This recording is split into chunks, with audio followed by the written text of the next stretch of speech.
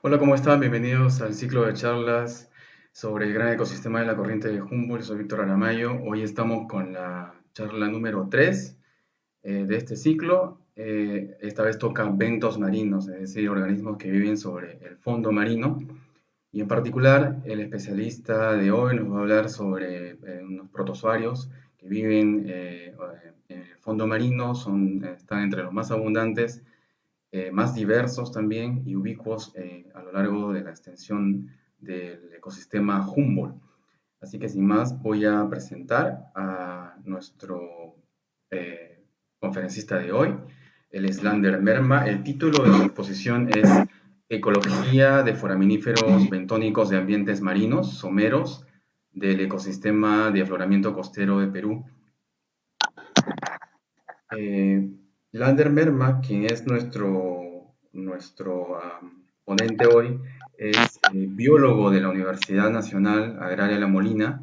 Él ha realizado sus prácticas y tesis en el Laboratorio de Eventos Marinos del Instituto del Mar del Perú y se ha graduado de la maestría en Ciencias del Mar de la Universidad Peruana Cayetano Heredia, y sus trabajos están enfocados en la ecología de foraminíferos bentónicos de ambientes marinos someros de la costa central peruana. Actualmente es estudiante de doctorado en la Universidad Peruana Cayetano Heredia e investiga la potencialidad de estos organismos como indicadores de procesos naturales y antropogénicos en los ambientes marinos en los últimos 200 años. Sin más, voy a presentar ya a nuestro conferencista y damos la bienvenida, la más cordial bienvenida también a Jorge Cardish, que nos acompaña en la moderación de este ciclo de charlas. Hola Lander, ¿cómo estás? Hola Jorge, ¿cómo están? Hola Víctor, ¿qué tal? ¿Cómo estás? Gracias por la invitación. Jorge, ¿cómo estás? Víctor, ¿qué tal? Buenas noches Lander y buenas noches a los asistentes. Es un gusto tener a Lander acá con nosotros en este ciclo de charlas. Es un buen amigo y colega, ahora también por las cuestiones de la vida, estudiante mío también. Va a ser con seguridad una muy buena charla la que vamos a escuchar hoy y al público les pido, como siempre, que vayan dejando sus preguntas, dudas, consultas por la plataforma de Facebook en la página de la Facultad de Ciencias Biológicas de la San Marcos. Perfecto, entonces podemos iniciar la charla Lander compartiendo pantalla. Ok,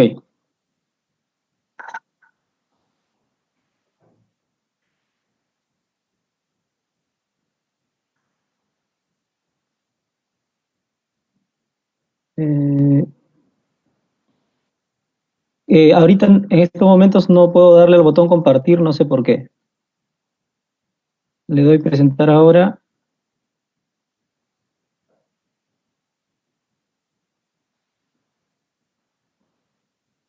Hola Víctor. Sí, tal vez si seleccionas.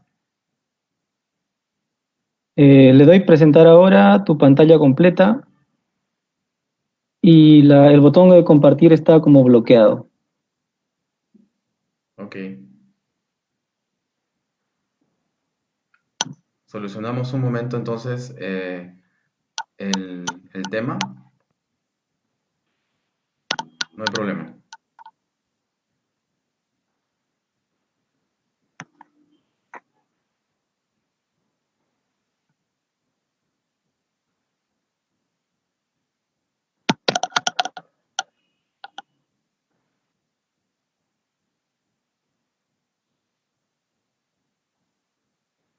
A ver, ok, ¿cómo salgo?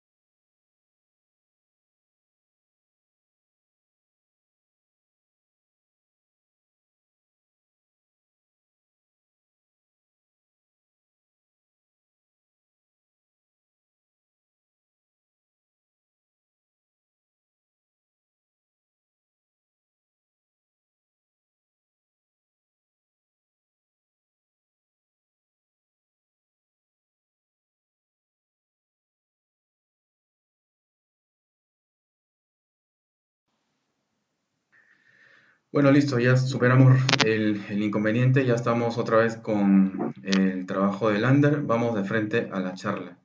Hola Lander, ¿cómo va? Hola Víctor, ¿qué tal? ¿Se puede ver mi presentación? Sí, si puedes ponerlo por favor en pantalla completa.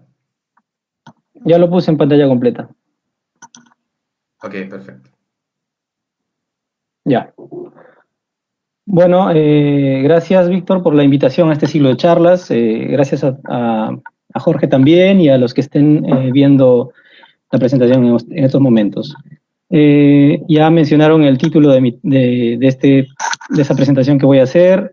Esta presentación resume mis dos tesis, la de licenciatura y la de maestría. Y voy a dar un extracto también de lo que proponemos hacer en la tesis de doctorado. Entonces, esto se trata sobre la ecología de foraminíferos bentónicos en ambientes marinos someros del ecosistema de afloramiento costero en Perú. La imagen de fondo de este slide muestra más o menos cómo es el hábitat de los ambientes que vamos a estudiar o que vamos a presentar ahora. Estos fondos marinos son de sedimentos, son ambientes sedimentarios, por lo tanto no son fondos de tipo rocoso, no vamos a hablar de ese tipo de ambientes, sino de ambientes sedimentarios, ¿no? Caracterizados por sedimentos y los organismos que viven asociados a los sedimentos.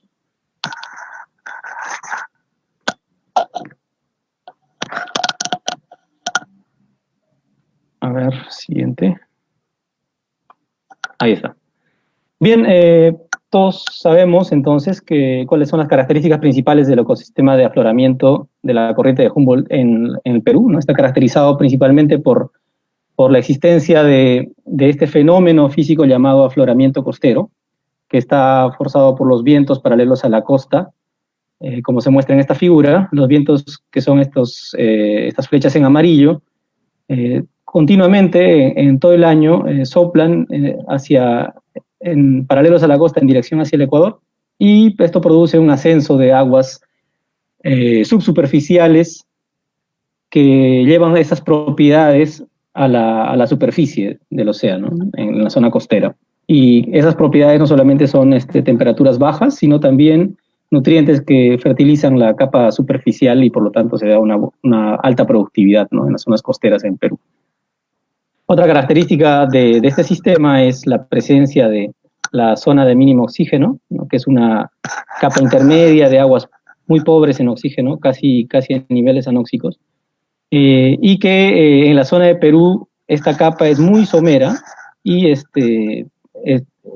tiene, digamos, sus efectos sobre los fondos marinos en la plataforma y también en los ambientes más someros, ¿no? Como podemos ver en esta imagen, los colores más de tipo morado o lila son los fondos que tienen niveles de oxígeno disuelto muy cercanos a cero mililitros por litro. Entonces, las aguas de fondo en estos ambientes son hipóxicas, los sedimentos suelen ser anóxicos y existen gradientes geoquímicos muy fuertes en los sedimentos. También vamos a hablar de los foraminíferos bentónicos. Estos organismos son protistas, son eucariotas unicelulares. Son un componente principal del bentos, como decía Víctor. Son muy pequeños, por lo tanto entran en la clasificación del meiobentos, ¿no?, que digamos están entre los rangos de tamaño menores a medio milímetro y superiores a 63 micrómetros aproximadamente. Entonces, estos organismos viven, como dije, en los sedimentos y son, para darnos una idea de las personas que no conocen a los foraminíferos, son unos protistas muy parecidas a las amebas, ¿no? Están emparentadas con las amebas, y las cuales se caracterizan por poseer pseudópodos, ¿no?, proyecciones de su célula que les permiten moverse para buscar su alimento. Sin embargo, la diferencia con las amebas es que los foraminíferos, muchos de ellos, o gran parte de ellos, poseen unas conchillas, como podemos ver en esta imagen, que las protegen, ¿no? Es un material inorgánico, un grupo importante de ellos son de carbonato de calcio, ¿no? Pero hay algunos otros también que producen sus conchillas mejor llamado testas en el caso de los foraminíferos, con otros materiales inorgánicos. Y también hay un grupo importante de foraminíferos que no posee estas conchillas o estas testas. Entonces, digamos, en esta suma, podemos dar una idea de que un foraminífero es casi como una ameba, pero que carga una testa, ¿no? Como podemos ver en esta figura en movimiento ahora de un foraminífero. Y estos hilos que vemos son las proyecciones de la célula del foraminífero y está cargando su testa. Los foraminíferos, ¿cuál es el hábitat de los foraminíferos? Como dije, son los sedimentos, los fondos. Y en esta caricatura podemos observar algunos foraminíferos, claro, les han puesto ojitos y boca, ¿no? Pero en realidad solamente son organismos unicelulares. Pero habitan los fondos, aunque hay algunos que son planctónicos también. Y, bueno, son organismos heterótrofos, se alimentan de el material orgánico que se ha producido en la superficie y que va cayendo hacia los fondos, ¿no? Por lo tanto, estos foraminíferos pueden vivir en los primeros centímetros del sedimento o algunos pueden profundizar un poco más, dependiendo del tipo de alimento que consumen. Otra característica principal es que las testas de estos foraminíferos que mencioné pueden preservarse en los sedimentos. Después de que el organismo muere, las testas, como son de un material inorgánico, y por condiciones adecuadas puede preservarse en los sedimentos e incluso pasado mucho tiempo pueden llegar a fosilizar, ¿no? Y quedar en el registro sedimentario. Y bueno, entonces ya entrando en los estudios, la zona que nosotros evaluamos, o que yo evalué en mi tesis de licenciatura, es la zona costera de Perú, la zona costera central de Perú. En esta figura podemos ver que se escogieron 3 localidades, la zona de Huacho, la bahía de Miraflores y la bahía de Paracas. En este estudio se aprovechó, o se realizó en la plataforma de 2 proyectos del IMARPE, el Estudio Integrado de Procesos Ecosistemas de Borde Costero y el Proyecto de Cambio Climático o Vulnerabilidad del Cambio Climático de la zona de Huacho. Gracias a estos 2 proyectos es que se pudo hacer salidas de campo con el IMARPE. Y bueno, en la localidad de Huacho se tuvieron 3 estaciones, en la localidad de Miraflores, en la bahía de Miraflores, 5, en la bahía de Paracas, 7. Todos estos ambientes, como dije, son ambientes sedimentarios someros, ¿no? menores o iguales a 30 metros de profundidad. Todos obviamente caracterizados porque tienen sedimentos. Los métodos, bueno, se salió a campo en embarcaciones artesanales que tuvieron un brazo articulado y unas poleas para soltar los equipos. Se obtuvo muestras de agua con botella Niskin y las muestras de los sedimentos se obtuvo con un equipo del IMARPE, que se llama HubScorer, que era una de las primeras veces que se usó. Este equipo permite obtener un núcleo de sedimento, una columna de sedimento, con el mínimo de perturbación posible para analizarlos, tanto hacer análisis geoquímicos con los sedimentos y también análisis biológicos de los foraminíferos, ¿no? Entonces, después de obtener una columna de sedimentos con este equipo,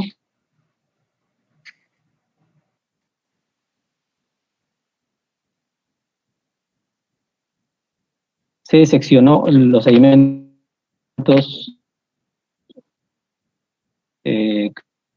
cada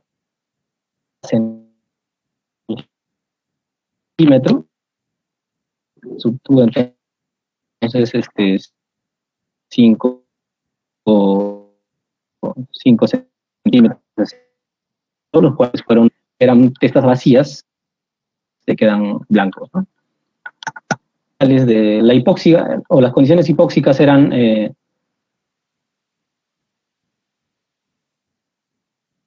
muy comunes en todos los sitios.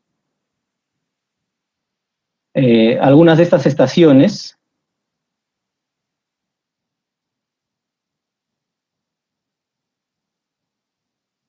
por ejemplo las de la bahía de Miraflores, la mayoría de ellas presentó unos sedimentos muy arenosos, otras estaciones como las de la bahía, estaciones intermedias, convirtió entender que los sitios más profundos parecen estar influenciados más por el afloramiento costero, porque presentaron temperaturas más bajas, concentraciones de nitratos más altas en el agua de fondo, mientras que las estaciones más someras, sobre todo las de Bahía Paracas, que mostraron mayor nivel de temperatura, están influenciadas más por la respiración microbiana que agota el oxígeno y demás. Y bueno, también nos permitió entender que hay algunos sitios que son más expuestos a la dinámica o a la hidrodinámica de la zona costera, como son los de la Bahía de Miraflores, y otras, como la Bahía de Paracas, que son de un ambiente más protegido, ¿no? ¿Qué nos dijo los resultados de la comunidad de foraminíferos? Bueno, en esta figura se puede observar cómo se agruparon las estaciones de acuerdo a las especies. Y podemos ver que la mayoría de las estaciones de la Bahía de Miraflores se agruparon, y luego las de la Bahía de Paracas también. Pero hubo un tercer grupo, un segundo grupo en este caso, donde estuvieron las estaciones más profundas de los tres lugares. Las estaciones de la Bahía de Paracas estuvieron caracterizadas por una mejor repartición de las especies. En cambio, la mayoría de las estaciones de la Bahía de Miraflores estuvieron caracterizadas por una alta dominancia de una especie, la especie Bolivina costata. También pudimos observar similar patrón de agrupamiento con los parámetros comunitarios, ¿no? Podemos observar que el ambiente 1, que dijimos que era un ambiente arenoso, tiene densidades moderadas. El ambiente 2, que eran las estaciones más profundas, tiene densidades mayores, y el ambiente 3 es el ambiente protegido de sedimentos fangosos, tiene menores densidades. No voy a entrar mucho en detalle en esto, solamente quiero mostrar que hay una correspondencia, ¿no? También digamos que el ambiente 3 mostró mayores niveles de diversidad de Shannon, y el ambiente 1 arenoso, mucha más dominancia. ¿Qué nos dice el microhábitat bentónico? Analizando en cada lugar la distribución vertical en los 5 centímetros de la abundancia de foraminíferos. Bueno, nos muestra que en la mayoría de los sitios, o casi prácticamente en todos, la abundancia de la comunidad de foraminíferos estuvo concentrada en los 2 primeros centímetros, ¿no?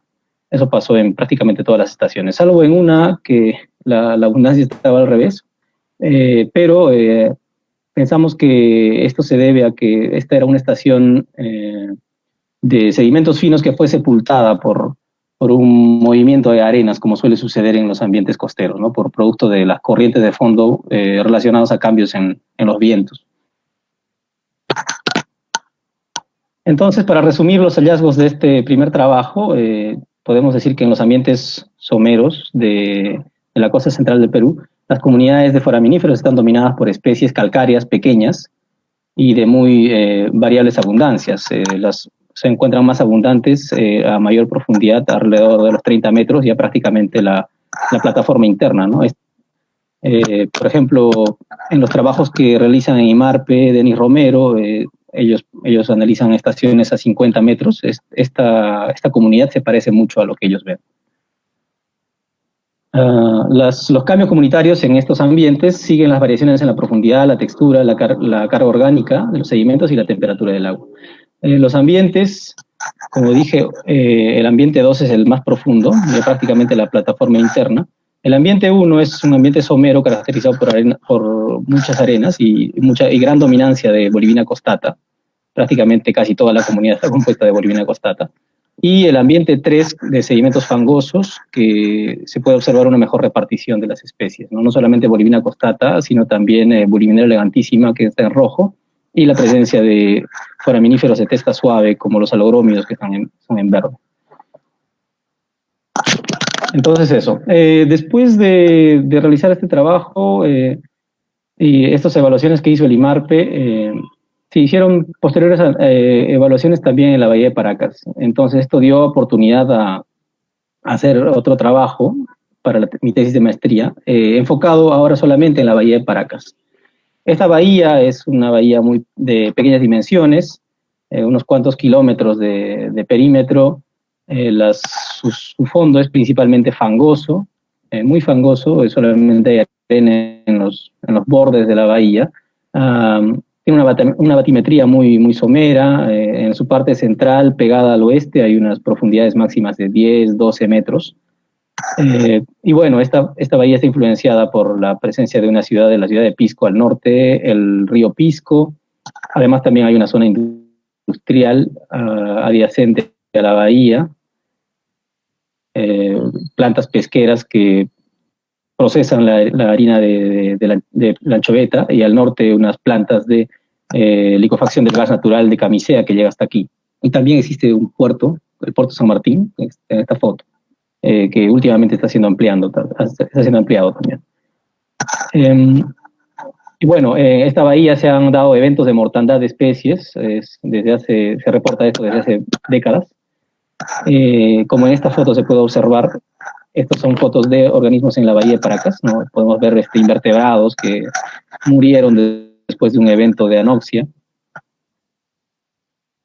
Incluso un pez como esta morena, ¿no? que murió asfixiada por este evento extremo, que pueden estar relacionados a floraciones algares nocivas o a eventos de anoxia propiamente por estratificación o por eventos de aguas blancas. Entonces es un ambiente muy interesante para estudiar. ¿Qué se sabe de esta bahía?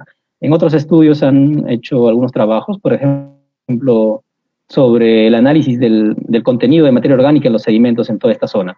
Se puede ver en este mapa de color que las mayores concentraciones de materia orgánica están adentro de la bahía, a diferencia de la zona adyacente norte, donde hay menores concentraciones.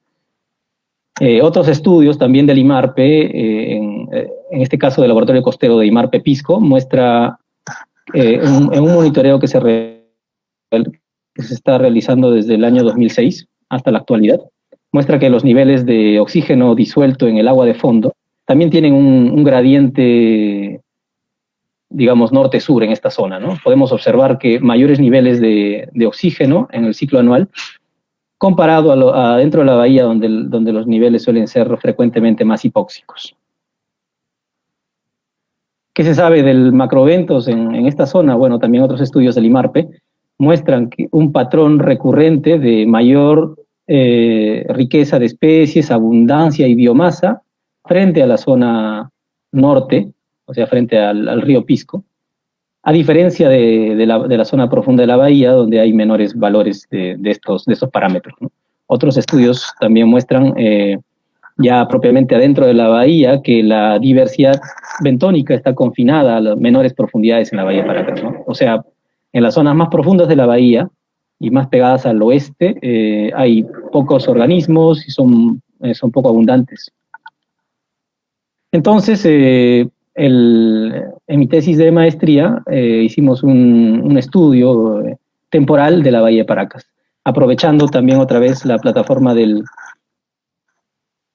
proyecto Borde Costero, en el cual ya tuvimos una salida en noviembre de 2014, ¿no? Que presenté en el primer trabajo, y adicionalmente hubo 2 salidas más con este proyecto del IMARPE en marzo de 2015 y julio de 2015, donde también participé. Y bueno, estas son las estaciones que se eligieron para las campañas, las salidas de campo. Y bueno, se realizó, en esas 3 salidas se analizaron estas estaciones, y donde se analizó el primer centímetro del sedimento recuperado por el mismo equipo, y también un estudio de monitoreo mensual en una sola bahía, en esta, la estación 4, que es de la zona más profunda de la bahía. Y este monitoreo mensual obviamente fue desde noviembre de 2014 hasta julio de 2015, ¿no? En este caso se analizaron 2 centímetros superficiales de sedimento para los foraminíferos, ¿no? Bueno, ¿cuáles fueron los resultados? Obviamente también se hicieron análisis de los parámetros ambientales del agua de fondo y los sedimentos, igual que en el primer estudio. ¿Y qué nos dicen los resultados? Bueno, que básicamente en estas 3 campañas se puede observar que los cambios, digamos, o las características de las estaciones es que hay estaciones que son más, digamos, contienen más arcilla, más sedimentos finos de arcilla, hacia dentro de la bahía, o sea, las estaciones de dentro de la bahía, la 1, la 2 y la 4, se pueden observar en todos los tiempos en esta parte. En cambio, las estaciones que están más al norte son más, o contienen más limos, sedimentos limosos. Los cambios temporales se pudieron observar en relación al agua de fondo, a la temperatura, al oxígeno, a la concentración de nitratos y el pH. Se puede observar que digamos que en el tiempo de julio, en julio de 2015, se tuvieron mayores niveles de temperatura o de oxígeno, a diferencia de lo que sucedió en marzo, donde hubo una anoxia en casi toda la zona, y altos niveles de materia orgánica total en los sedimentos. Los datos de los foraminíferos, en promedio, hicimos este análisis clasificación y pudimos encontrar que obviamente las estaciones más cercanas se asociaron. Entonces podemos hablar ahora de subzonas, ¿no? En este caso, la zona norte, compuesta por estas dos estaciones, que tienen una composición similar de especies y de abundancias relativas. Y adentro de la bahía, la zona somera de la bahía, perdón, y la estación 4 se quedó, digamos, no se asoció tanto con otras estaciones, por eso se quedó fuera. Y bueno, la estación 4 está caracterizada porque presentó una baja diversidad de especies, ¿no? Hay muy pocas especies en esta estación. Y la estación profunda fuera de la bahía también está caracterizada por algunas especies. Entonces, ahora, tomando estas agrupaciones de estaciones y llamándolas, digamos, grupo o la subzona 1, 2, 3, 4 y 5, podemos observar los resultados de la comunidad. ¿Qué se puede observar? Que frente al río Pisco, en la zona norte, hay una mayor equidad de las especies.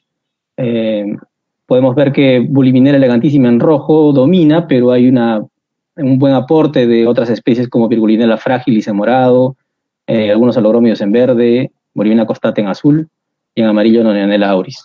Y fue similar en los 3 tiempos de evaluación. Frente a la zona de las fábricas o de la zona industrial, algo similar en los 3 tiempos. Adentro de la bahía sí es algo más curioso porque la comunidad está básicamente controlada o dominada por 2 a 3 especies y en los 3 tiempos. Y bueno, afuera de la bahía, en la zona profunda, también hay una dominancia, ¿no? Que puede cambiar de Bolivina costata a Bolivinera elegantísima. También se observó en el mes de noviembre de 2014 la evidencia de disolución de las testas de los organismos calcáreos adentro de la bahía principalmente, sobre todo en la zona más somera. Quiere decir que en estas épocas ha habido unas condiciones para la disolución de carbonatos, entonces ha sido una situación que ha dañado algunos foraminíferos calcáreos. Bueno, hicimos un análisis canónico de coordenadas principales relacionando la matriz abiótica con la matriz biótica y se pudo observar, y bueno, utilizando los agrupamientos que había dicho, ¿no? De la subzona 1, 2, 3, 4 y 5.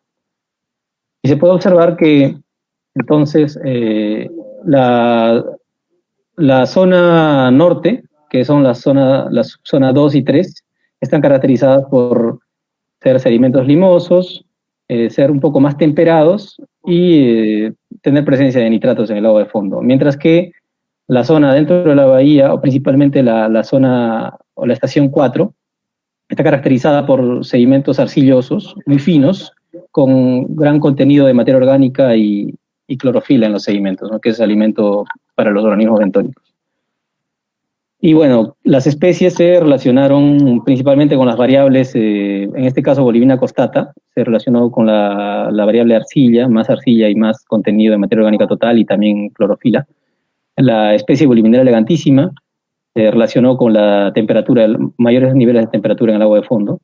Y las especies Virgulinella fragilis y Nonionella auris estuvieron más presentes en sedimentos limosos con ciertos contenidos de nitratos en el agua de fondo. En los resultados del monitoreo de la estación 4, ¿no? Esta es la que estaba dentro de la bahía, en la zona profunda de la bahía, se pudo observar que la comunidad en este punto está compuesta casi en su totalidad por estas dos especies, Bolivinia costata en azul y Bulimenaria elegantísima en rojo, y vemos que esto, mes tras mes, en este caso no tenemos datos para diciembre, pero sí el resto de meses, si solamente observamos las barras, podemos unir durante todo este tiempo. El único cambio que hay es el aumento de la abundancia para los meses de marzo y abril del año 2015. Y bueno, si observamos ahora las líneas, podemos ver que en morado tenemos el carbono orgánico total en los sedimentos, y en celeste tenemos la clorofila A, que es alimento también, alimento fresco en los sedimentos, y en negro tenemos los sulfuros, que es una sustancia tóxica para los organismos bentónicos. Y podemos ver entonces que en el mes de marzo y abril ha habido un aumento del alimento, pero también ha habido condiciones desfavorables para la mayoría de organismos, producto de existir mucha materia orgánica, ¿no? Entonces vemos que la zona profunda de la bahía alberga una comunidad muy pobre en número de especies y con una alta dominancia por estas dos. Y bueno, estas dos especies parece que aprovechan el alimento disponible incluso en condiciones hostiles, ¿no? Con presencia de sulfuros. Esto nos puede sugerir que estas dos especies son bastante tolerantes a condiciones adversas, a diferencia de otras especies de foraminíferos. Bueno, entonces, en resumen, básicamente, lo que se puede observar en la bahía de Paracas, en este estudio, es que hay una consistente diferencia de la diversidad de foraminíferos. Vemos un poco más de diversidad al norte, frente al río Pisco, a comparación de lo que ocurre en la bahía de Paracas, donde hay menor diversidad y una mayor dominancia. Sobre todo en meses de verano, donde las condiciones son más hostiles por haber más sulfuros, más condiciones reductoras en el sedimento. Además, también creemos que se debe mejorar la identificación de foraminíferos de testa suave, que hasta este momento han sido, digamos, subestimados, pero pueden tener una importancia en la diversidad importante. Y bueno, entonces nos llamó mucho la atención los resultados en la zona profunda de la bahía de Paracas, que pudimos ver que no cambia mucho y solamente responden a una mayor cantidad de alimento. ¿Y por qué? Nos preguntamos por qué es tan poco diverso en esta zona profunda de la bahía. ¿Es algo natural o está asociado a la perturbación que ahora tiene la bahía respecto a las actividades industriales? Entonces, ahí surgió la siguiente pregunta para el siguiente trabajo de investigación, ¿no? ¿Esto siempre fue así, adentro de la bahía? Entonces, inspirados en trabajos donde se utilizan los foraminíferos como indicadores de la calidad ecológica histórica de un ambiente. Por ejemplo, en este trabajo en Francia, en un puerto en la costa atlántica de Francia, se obtuvo un testigo de sedimentos, una columna de sedimentos larga de más de 1 metro, y en la cual se analizó en las capas de sedimentos a los foraminíferos preservados, ¿no? Los foraminíferos, las testas que fueron dejadas por los foraminíferos años antes.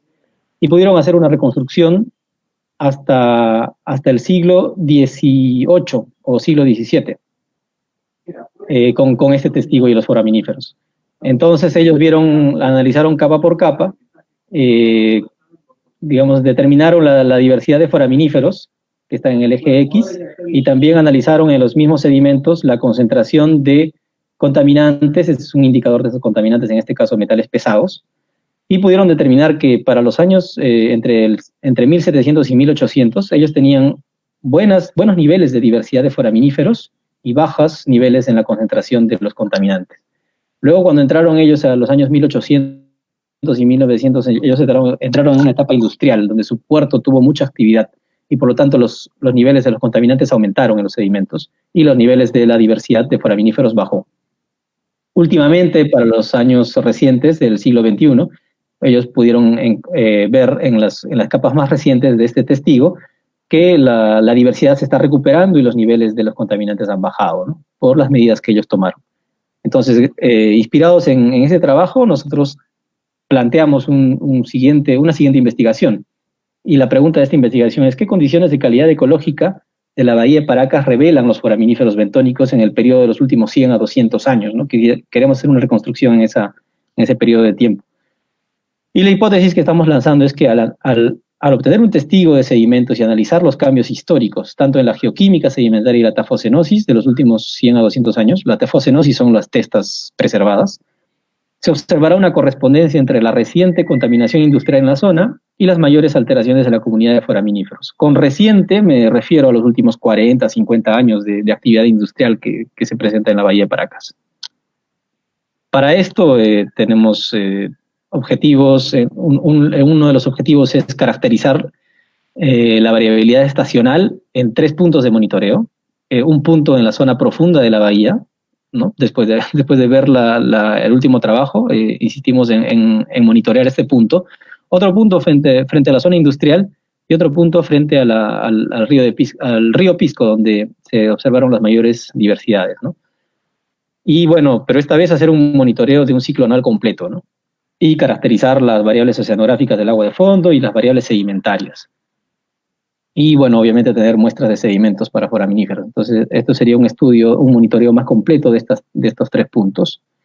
Un segundo objetivo, queremos hacer una reconstrucción histórica, obtener un testigo de sedimentos en esa estación de adentro de la bahía, ¿no? En el punto 1.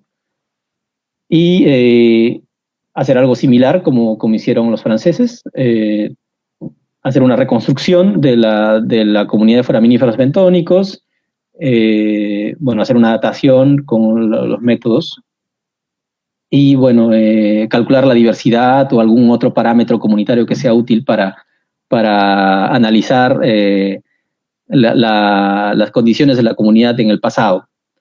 Esto con el motivo de buscar condiciones referenciales, porque las condiciones referenciales son muy importantes para hacer un estudio de calidad ecológica. Porque si no tenemos un referente, unas condiciones prístinas, no podemos decir realmente si un ambiente está impactado, ¿no? Entonces, las condiciones referenciales se van a buscar en el pasado, en las capas más profundas del sedimento. Como en este trabajo, donde ellos se pueden observar acá en colores, ellos vieron que los valores de diversidad más altos los encontraron en la parte más profunda de su testigo. Y bueno, luego ellos vieron una disminución de la diversidad y una siguiente recuperación en los sedimentos más recientes. Algo similar queremos hacer. Y el tercer objetivo es, bueno, hacer un experimento simple, sencillo, de las condiciones anóxicas, ya que la hipoxia y la anoxia es un tema también recurrente en este ambiente de la bahía de Paracas. Queremos ver cuál es la interacción entre las condiciones hipóxicas o anóxicas con la geoquímica propia de los 3 puntos de monitoreo que he mostrado anteriormente.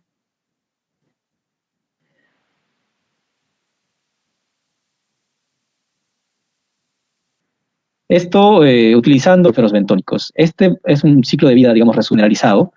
Después de la reproducción sexual de los foraminíferos, los individuos juveniles llamados propágulos son muy pequeños, más pequeños que 63 micras, y pueden ser llevados por las corrientes marinas difundidos en los sedimentos. Entonces, capturar propágulos e incubarlos es la idea de este método, ¿no? Entonces, digamos que en esta foto se puede observar cómo son los propágulos que salen de un foraminífero adulto y los más finos. Esto nos va a dar ventajas, nos va a ayudar a mejorar la interpretación paleoambiental. Es un método sencillo porque la logística es muy, muy sencilla que se necesita para esto. Vamos a simular condiciones hipóxicas en una cámara hipóxica y nos va a permitir también interpretar mejor los efectos de las condiciones geoquímicas de los sedimentos sobre los foraminíferos, sobre la comunidad. Y bueno, básicamente consiste en obtener sedimento superficial y tamizarlo y utilizar la parte más fina, más pequeña de 63 micras, para capturar los propágulos. Bueno, eso se resume mi proyecto de tesis actual, el proyecto del doctorado. Y lo último que me queda es agradecer infinitamente al IMARPE, sobre todo al personal del laboratorio de eventos marino, Luis Quipuscoa, Robert Marquina, Víctor Aramayo, tú, y Denis Romero, ¿no? Especialmente a Denis, que fue quien me enseñó a determinar las especies de foraminíferos. Pero también a personal de diferentes laboratorios del instituto. También tuve mucha ayuda del personal del laboratorio de geología marina, el personal del laboratorio de hidroquímica, del laboratorio de fitoplancton, ¿no? Que me proveyeron de los datos para realizar estos trabajos. También agradecer a la empresa IPRI, yendo a la caseta de la playa Atenas en la Bahía de Paracas. También quiero agradecer a mis asesores, a mi asesor Dimitri Gutiérrez, que es asesor de todas mis tesis, a mi asesora por parte de la Universidad Agraria Molina, de la licenciatura, Patricia Gil, y a mi actual asesor del doctorado, Jorge Kardich. Y bueno, también a mis colaboradores y amigos en general que me ayudan en los procesos de análisis de datos o simplemente de darme una opinión sobre estos temas, ¿no? También a Fondesit por haber financiado una de las tesis y actualmente también la tesis de doctorado, y al Instituto de Investigación para el Desarrollo de Francia, que me permitió hacer algunos pequeños viajes para aprender un poco más sobre los foraminíferos. Eso es todo, gracias.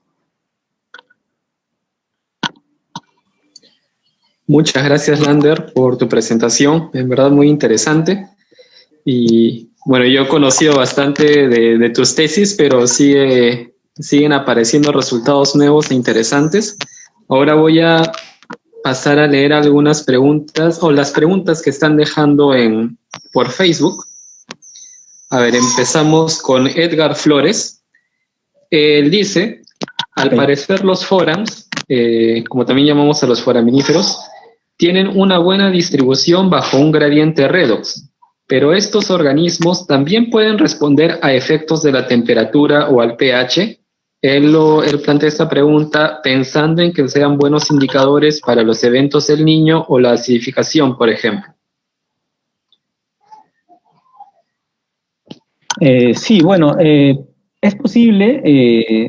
Digamos que en algunos resultados hemos visto que, por ejemplo, la especie Bulibinera elegantísima prefiere los ambientes un poco más temperados, ¿no? La zona de la Bahía de Paracas, las zonas más pegadas al este, que son zonas usualmente más temperadas. Pero en relación al Niño, eso todavía habría que investigar, ¿no? Si es que se producen cambios que se puedan observar en la comunidad de foraminíferos. Como he mostrado en algunas estaciones, la variabilidad a veces es temporal, es muy baja, ¿no? Solamente cambian las abundancias, pero no tanto la proporción de las especies. Me parece que hay un estudio que también está haciendo Denis Romero sobre esto, y al parecer las variaciones en relación, por ejemplo, al Niño, no tanto se observaría en las estaciones más costeras, sino que quizá en las estaciones más profundas, ¿no? Entonces, es algo que todavía se tendría que investigar al respecto, ¿no? Para ver si es que hay una respuesta clara de los foraminíferos a estos eventos. Ok, muchas gracias, Lander. Hay otra pregunta más de Diana Colquichagua Aguilar. Ella pregunta si se podría atribuir la responsabilidad de una u otra forma de menor abundancia de los organismos bentónicos en la estación 4 de tu estudio debido a la concesión otorgada a la empresa Terminal Portuario Paracas S.A. Bueno, en realidad no era baja la abundancia, sino baja la diversidad, ¿no? Y sí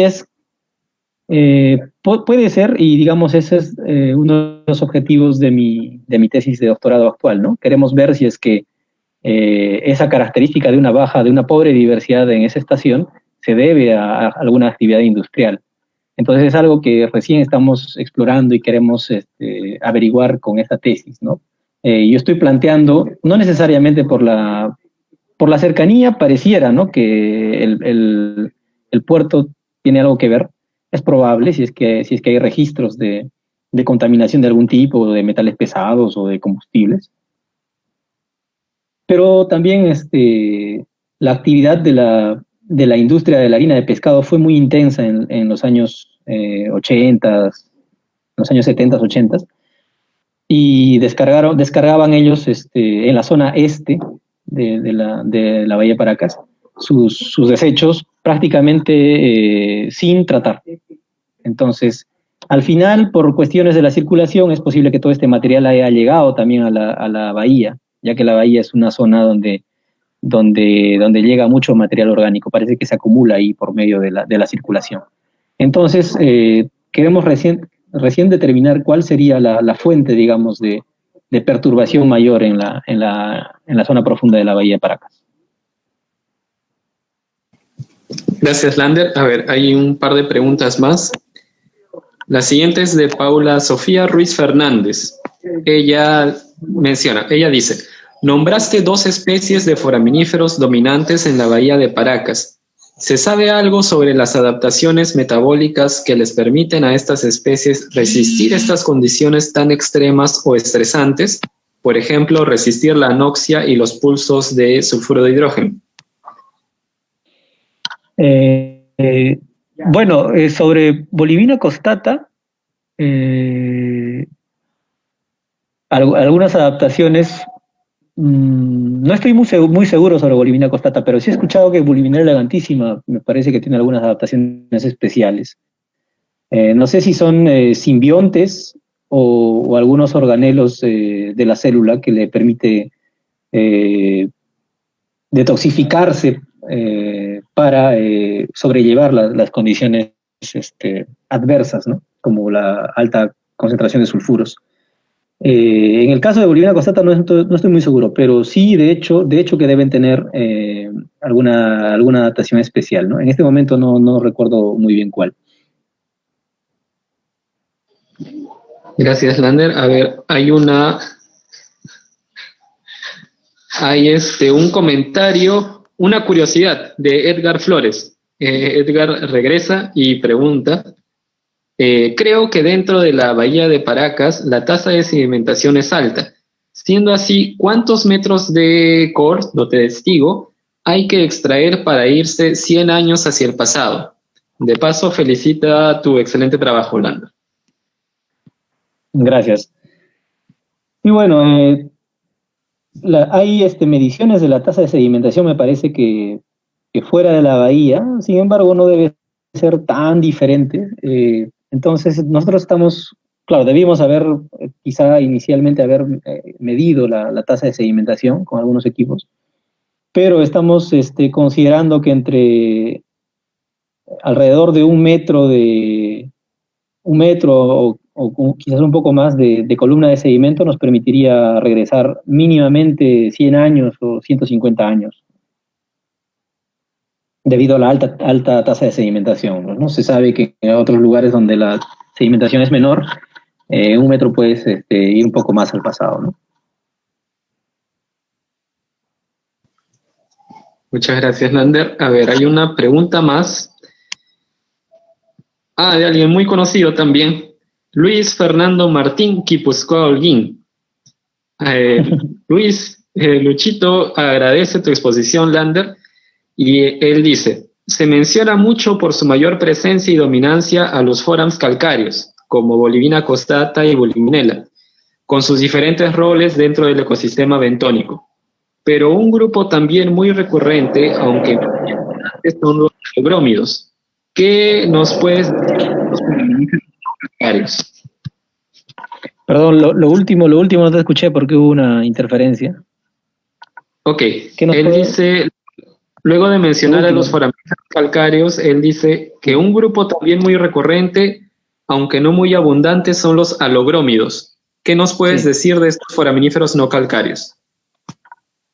Bueno, que han sido subestimados, ¿no? Hasta ahora en todos los estudios. La mayoría de estudios, por ejemplo, utiliza el método del picking seco, ¿no? Secan las muestras y ahí después de secarlas se analizan los foraminíferos que tienen testa y ahí pues se pierde a los foraminíferos de testa suave, ¿no? Porque se secan y ya no los puedes ver.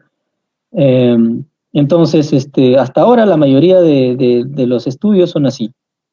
Pero hemos podido nosotros observar en este trabajo que en algunas situaciones, como por ejemplo para la fecha de noviembre de 2014 en la Bahía de Paracas, los alogrómidos tuvieron una participación más abundante que lo usual. Entonces, esto precisamente porque hubo una disminución de las abundancias de los calcáreos, ¿no? Por proceso de disolución. Pero digamos, en situaciones de disolución, los alogrómidos no tendrían problema porque no tienen testa inorgánica. Entonces, hasta ahora ha sido subestimado su rol. Se debe hacer mejores estudios incluyendo a los alogrómidos. Se debe profundizar un poco más en su diversidad para empezar a separarlos, ¿no? De decir que estos son alogrómidos tipo tal, estos son quizás acamínidos u otros tipos. Y examinar realmente cuál es su rol, porque en este trabajo solamente se les ha visto, se les ha incluido en los análisis, y se ha visto que pueden ser importantes en abundancia en ciertas temporadas, pero no se fue más allá, ¿no? Se deberían continuar con estudios más profundos al respecto. Gracias, Lander. A ver, hay una pregunta más que paso a leer. Darling Fernández Flor dice, ¿en qué estación del año hiciste la toma de muestras? Y si esto afectó en tus resultados. Eso es todo, ya. Sí. Para el primer estudio fue entre octubre y noviembre del año 2014, donde se hizo 3 evaluaciones en 3 localidades diferentes, ¿no? En la Bahía de Paracas, en la Bahía de Miraflores y frente a Huacho. Eso fue entre octubre y noviembre de 2014, entonces es la temporada de primavera.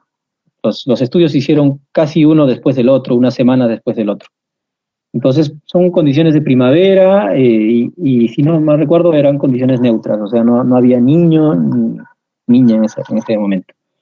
Después, para el estudio de la Bahía Paracas, se utilizó los datos de noviembre de 2014, pero también, que como dije es primavera, marzo 2015, que es fines de verano, y julio 2015, que es inicios de invierno. Entonces, para ese estudio de Paracas sí se ha tenido, digamos, una exploración de al menos de 3 estaciones del año, ¿no?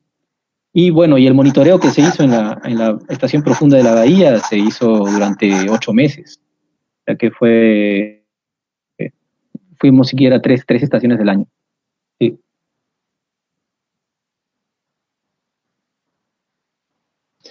Muchas gracias, Lander. A ver, vamos a ver si hay una pregunta más en Facebook.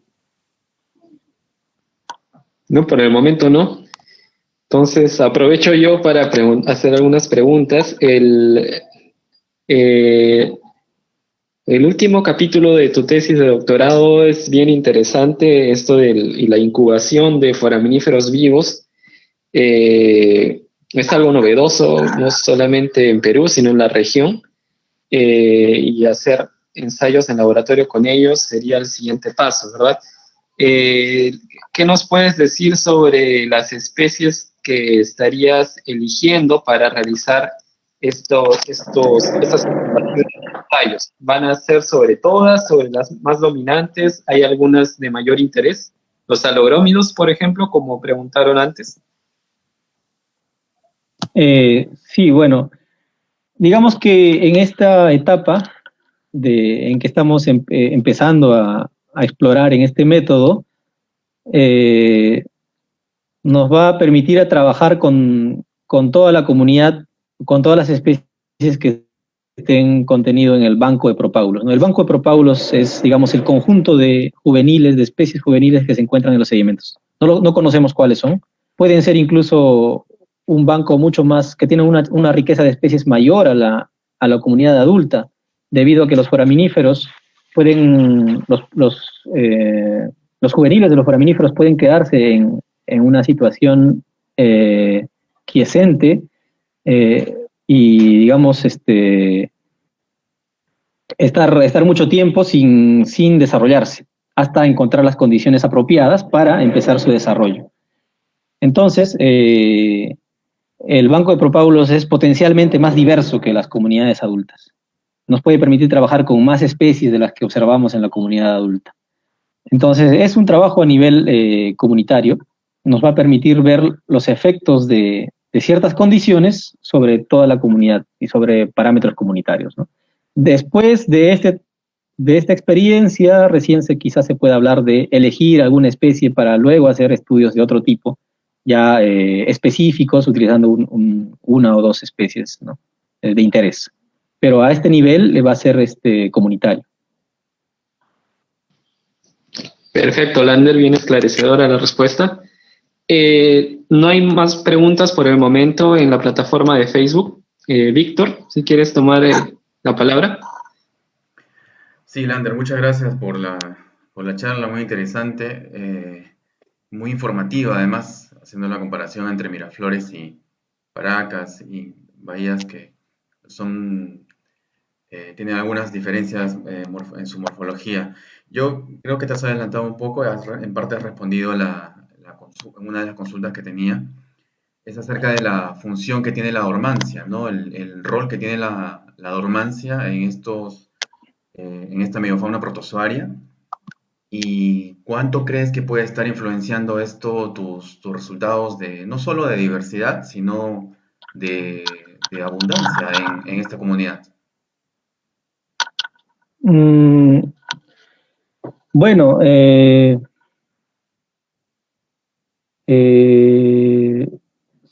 sobre el efecto claro, de la dormancia sobre los resultados.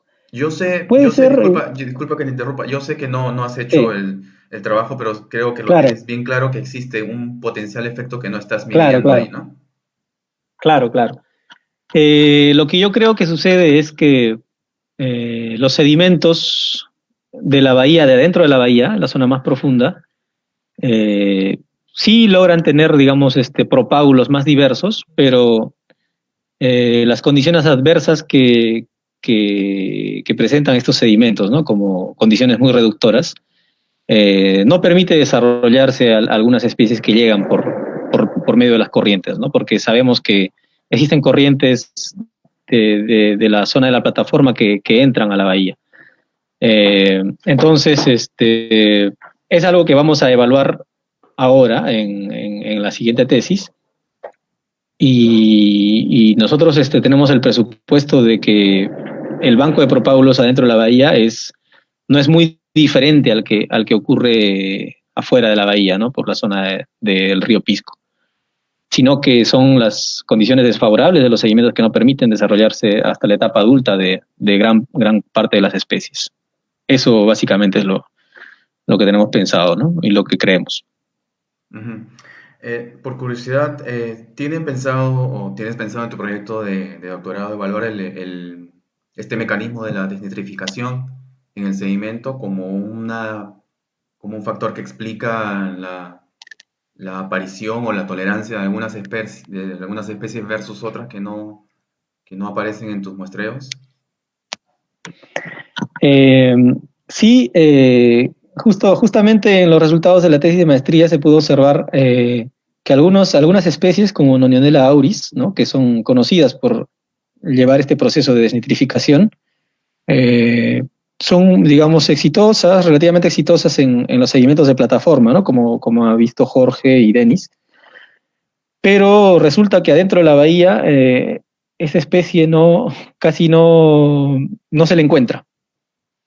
Y puede ser, yo creo, que a los sedimentos adentro de la bahía, pues, y también se ha visto en los resultados de los datos abióticos, los nitratos se consumen rapidísimo también en los sedimentos. Ujú. Y no están disponibles para especies como Nonionella auris. Y por eso es que Nonionella auris aparece recién afuera de la bahía. Mm. Entonces, claro, esas diferencias las estamos abarcando, digamos, en el diseño del monitoreo, en los 3 puntos, ¿no? Un punto dentro de la bahía, un punto frente a la zona industrial y otro punto frente al río, ¿no? Entonces, para tener, digamos, esas diferencias de las especies presentes por esos distintos procesos. Ujú. Sí. Eh, bueno, ¿hay alguna otra consulta, Jorge, tal vez? No, por el momento no hay más consultas en el Facebook. A mí también me han robado preguntas, han estado bien interesantes las preguntas en el Facebook. Sí, Muchas gracias, Lander. Me queda agradecer de nuevo tu participación en la charla. De nuevo, muchas Gracias a gracias. ustedes. Gracias a ustedes por la Sí, invitación. sí, muchas gracias, Jorge. Gracias, Lander, por tu muy informativa presentación. Eh, Quiero igual invitar a todas las personas que están viendo esta transmisión que no se olviden que la siguiente semana continuamos con el ciclo de charlas científicas. Tenemos también charlas asociadas al ventos marino, a masas de agua, con la presencia de algunos colegas de Chile, también investigador de Colombia, como por ejemplo Francisco Briceño, que nos va a hablar un poco de la zona donde también en parte ha trabajado Lander, en la zona del sur. Eh, y bueno, tenemos también algunas exposiciones relacionadas con paleosonografía. Va a estar bastante diverso realmente este ciclo de charlas que viene ya para toda la programación para la siguiente semana. Bueno, les agradecemos otra vez, gracias Jorge y gracias especiales a Lander Merma por su participación y su ponencia. Nos vemos, gracias. Gracias. Gracias. Hasta la próxima semana. Nos vemos. Hasta la próxima.